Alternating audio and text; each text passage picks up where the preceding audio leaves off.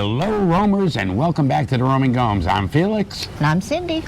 And today we have a kind of special video for you, a collection of our road stories from our 4.5 years on the road, going back and forth across the country. From challenging weather conditions to unexpected mishaps, we've pretty much seen it all. So we're here ready to start diving into the adventures. Hi, I'm Felix. And I'm Cindy. In 2019, we sold everything and moved into our RV full-time. Since then, we've traveled the country following my nursing contracts. We are the Roaming Gomes. Now, before we get into the video, I want to make something very clear to you. That when we first started out on the road, Cindy and I were about as green as you can get. Okay? Cindy had spent, what, a couple of times? Yeah. In your father's RV? Yeah. When she was a child. And prior to actually going to look at the RVs that we were considering, I had never been on the inside of an RV.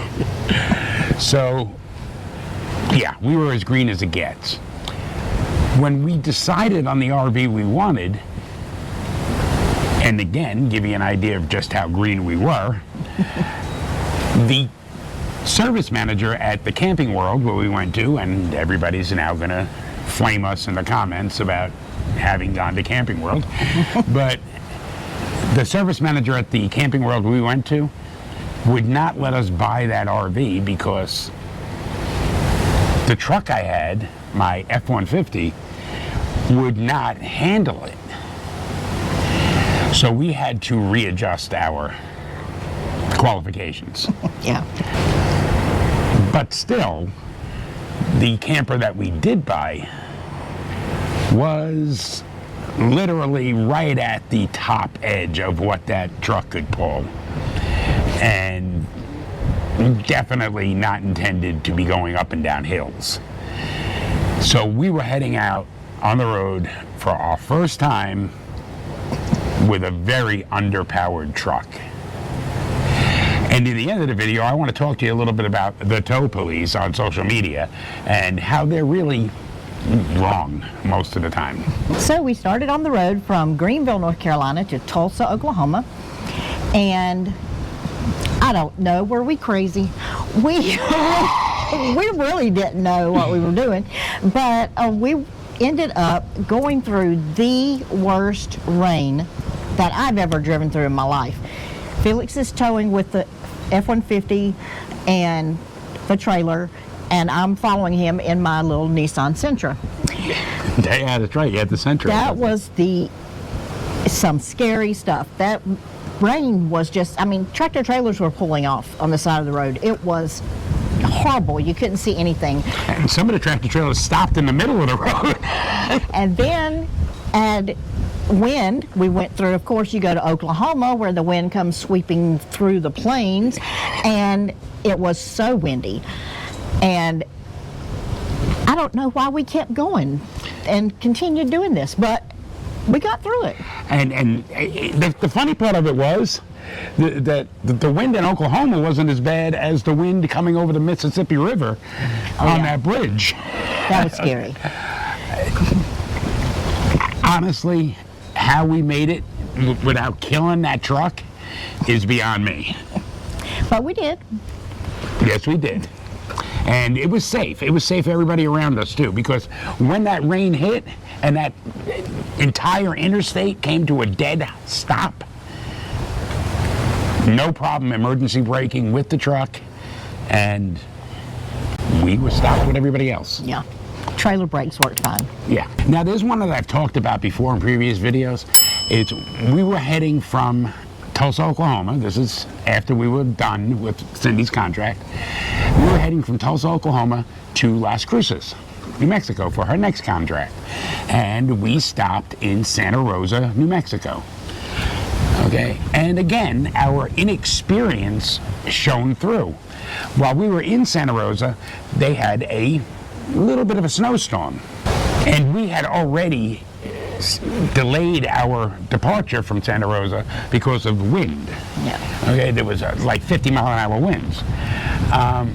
But it was like the third day we were there, and it was the day after the snowstorm, and the weather said it was going to be 55 degrees and sunny, light breeze.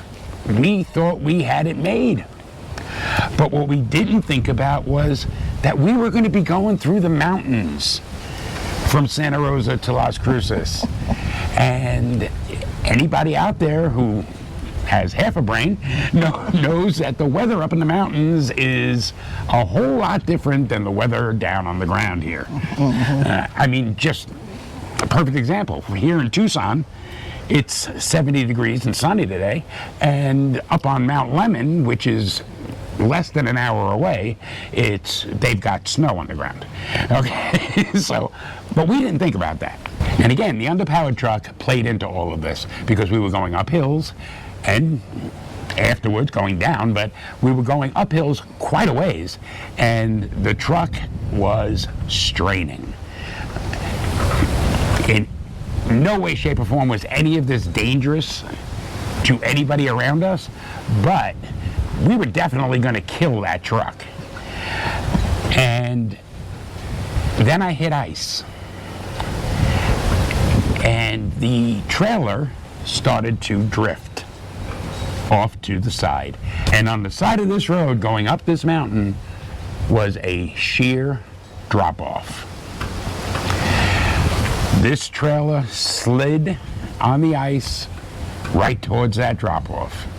Now, I may have felt it more than it really was. It didn't look that bad from my perspective behind him.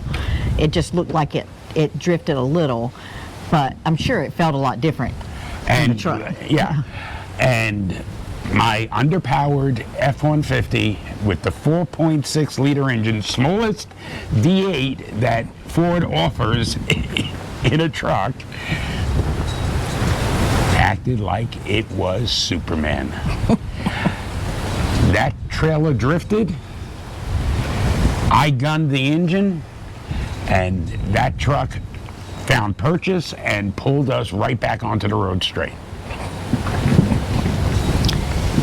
Felix never wants to drive in ice again. Ever. Ever. As a matter of fact, if I can go the rest of my life without actually seeing ice again, other than in a drink, I'd be happy. From Las Cruces to Tucson was uneventful. And then we left Tucson in 2020 in the very beginning of the pandemic. And we were 3 months into the pandemic. Yeah.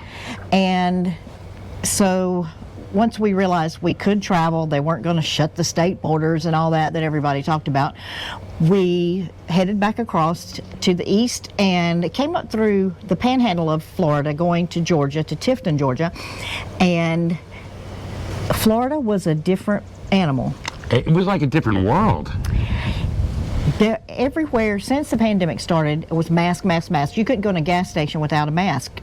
Everybody remembers this. We got to Florida, there was not a mask in sight. We parked the RV, we went to get some dinner because we were hungry, and went to a seafood restaurant. We thought, we're here in Florida, we're going to get some good seafood. And we did. The food was good. Oh yeah, food was good.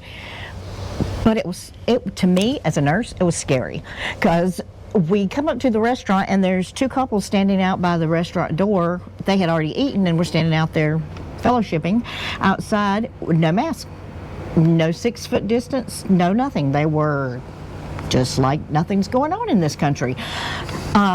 So we kind of let them move to the side and we went in with our mask on, and the waitresses didn't have masks, the cooks didn't have masks, nobody had on masks. They didn't have any of the tables separated like you saw in most of the restaurants? It was amazing. It was like they didn't know there was a pandemic going on. Like, what's a COVID?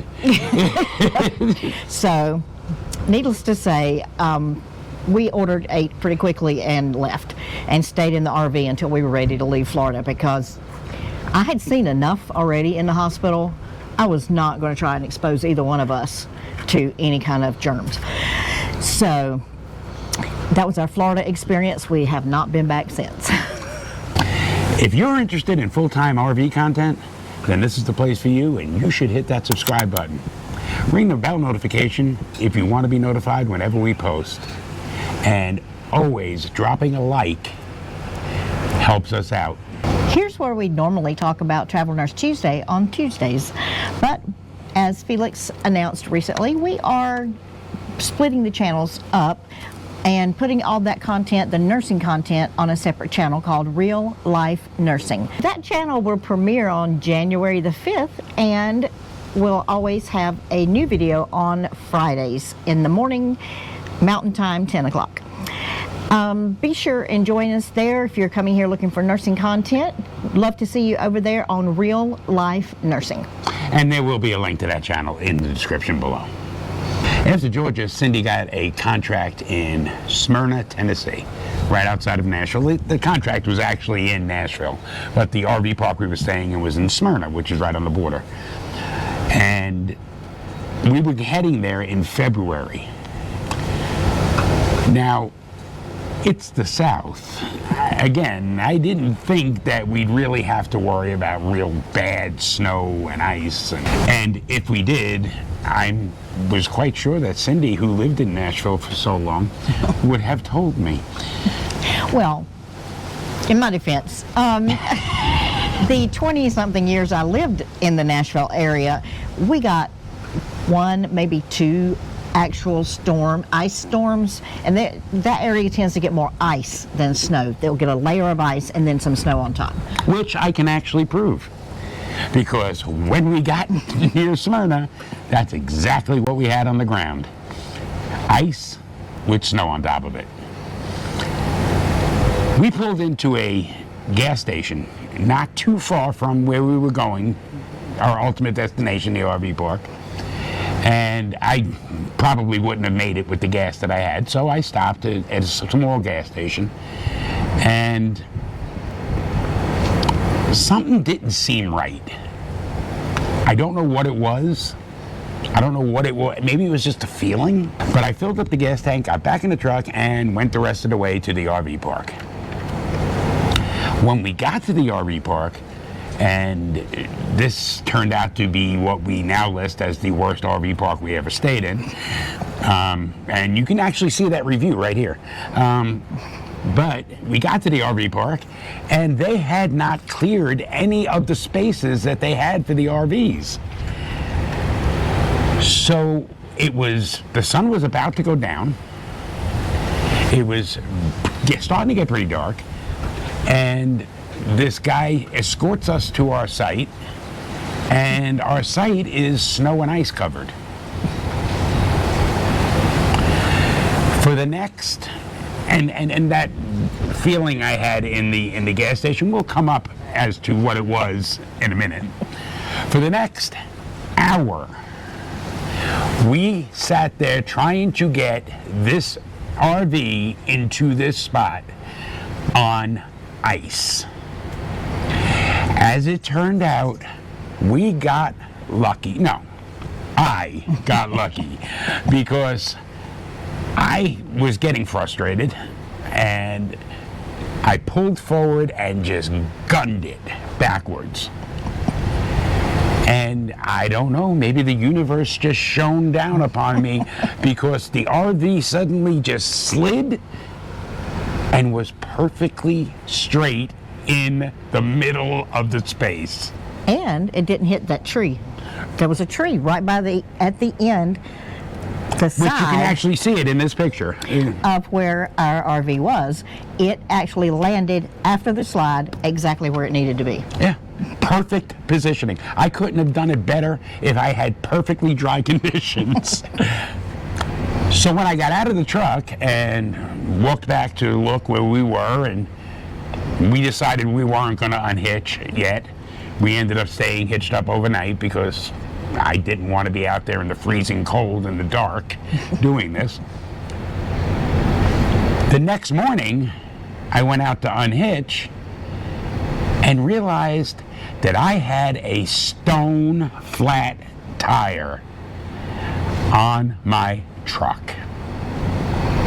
And I'm here to tell you that that tire was flat when I stopped at that gas station about an hour outside of the RV park. So I drove all the way from there to the RV park with a flat tire on snow and ice. The gods have looked kindly upon us.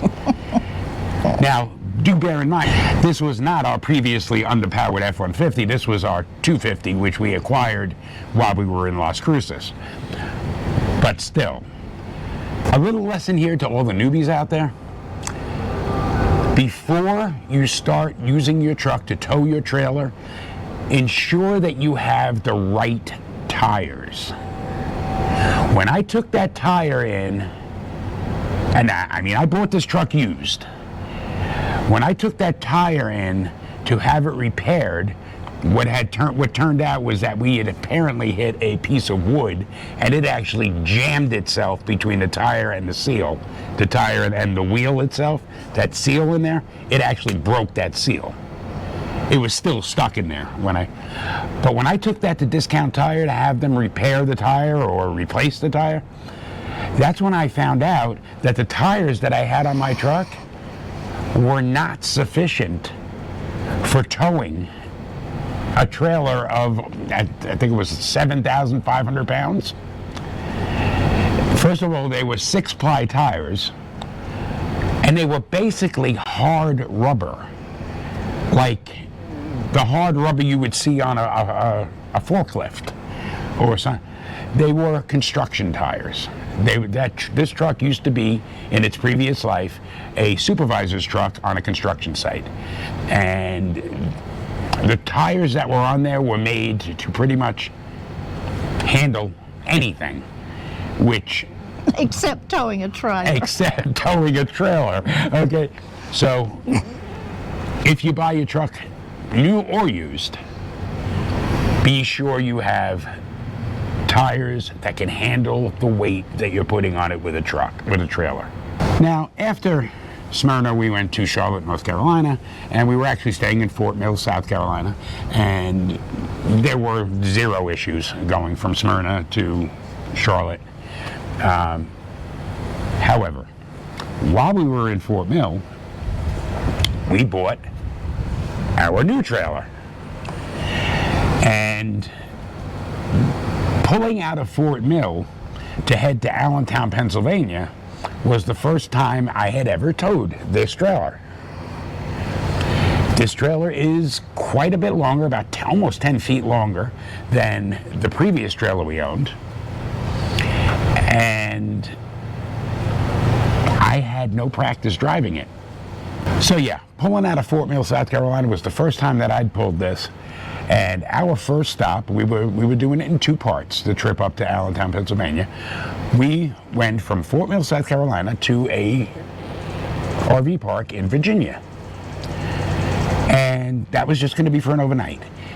Now, to my, credit, the entrance into this RV park was different than pretty much any RV park I'd ever gone into. And don't get me wrong, this was a very nice RV park, okay? But to get in there, or at least to get to the section where we were being put, you had to come into the RV park, go all the way to the back of the RV park, come around a big circle, then come around a smaller circle, and then you would go straight into that area. Well, coming around that smaller circle, I was watching out the right side, the passenger side of the truck, because I wanted to make sure that I didn't go up on their grass. What I failed to notice was that on the driver's side of the truck, I had a post that was sitting, and no exaggeration, maybe 2 inches off the road. And I came around that curve and I caught that post. Ripped that post clean out of the ground. With the back wheel well of the trailer, the brand spanking new trailer. Right. the trailer that was on its first road trip. Okay. I bent the corner of the slide. I almost completely tore off the shroud. And I tore their post out of the ground. To their credit, he was like, the guy who owned the RV park came to our site after we got there, and he was like, I don't care. I'll just send one of my guys and tell him to put the post back in. He was more concerned with the damage that had been done to my trailer. And so that's another thing to the new RVers out there. Before you go and tow your vehicle, your RV, test it out first. Take it to a parking lot somewhere. Drive it around. Back it up. Don't do what I did. So after our stay in Allentown, we were visiting Felix's boys and sister. We had a good time with them, and then we left there. And I have to say, it was not my favorite weather in the world the whole time we were there. Lots of rain and clouds, and usually sitting at around 45 to 50 degrees. Yeah. So we left Allentown and headed back to the southwest to Albuquerque, where my next contract was. And stayed in Rio Rancho. On our way there, it was rainy. So we left that beautiful Pennsylvania weather, only it went with us, and we stayed in some rain from Pennsylvania through Ohio. We get to Indiana, the sun broke through, and smooth sailing the rest of the way. My attitude totally changed between Pennsylvania and Albuquerque. I was so glad to see the sunshine, and the trip itself was pretty uneventful. It's not all bad on the road. I mean, the wind in Illinois and Kansas, I wouldn't even call it challenging. The wind was just, it was there.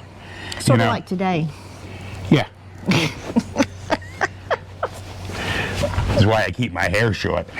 Now, if there's anything that I would like all of you to take from this, it's the tow police on social media.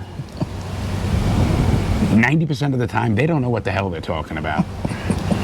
And that's just straight real talk. Because, yeah, would I have killed that truck early, that 150?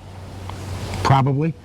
We've often said that when we went back to the East Coast and we're going through Texas, and we were going through some big hills, and that, if we didn't have this 250,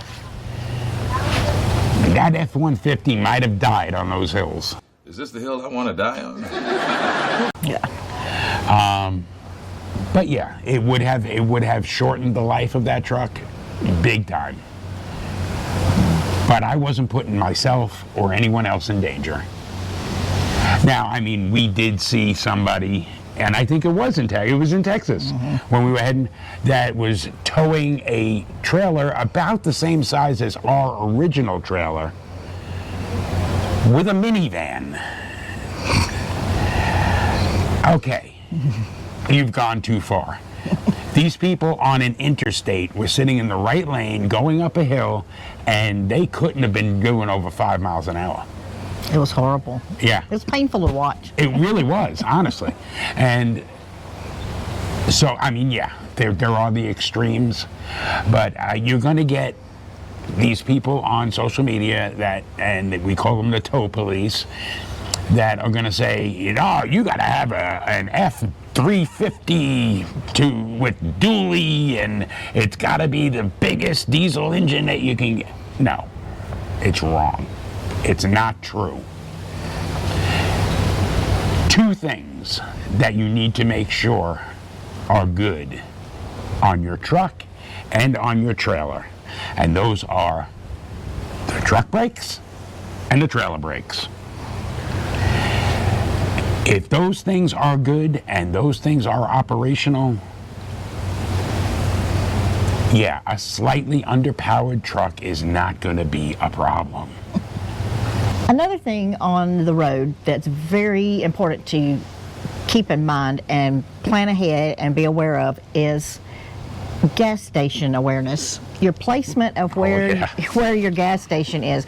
Normally if you go to a Pilot or a Flying J or Loves, those truck stops, there's usually plenty of room to do whatever maneuvering you need to do. But you still need to be careful that when you pull up to a gas pump, you have a plan to get out.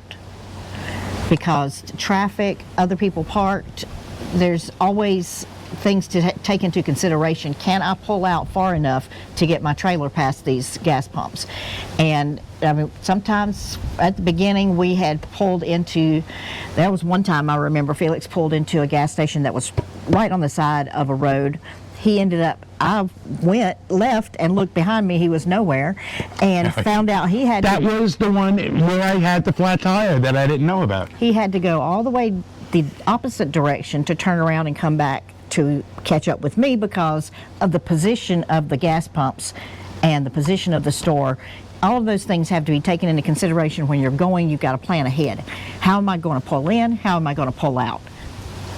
And if you can find them, they seem to be kind of rare, but the places that have the gas pumps parallel to the store, if you can pull in and you're parallel to the store, usually you can pull straight out and go right out of the driveway on the other side of the gas station. If the gas pumps are perpendicular to the store, you now have to take into consideration the store, all the cars that are parked in front of that store, and it's not going to be easy. So that is something you need to keep in your mind when you're on the road, is gas station awareness. So there you have it. That's most of the unexpected things and the unexpected good things and the unexpected bad things that we had traveling on the road in 4 years. Who knows what's ahead of us?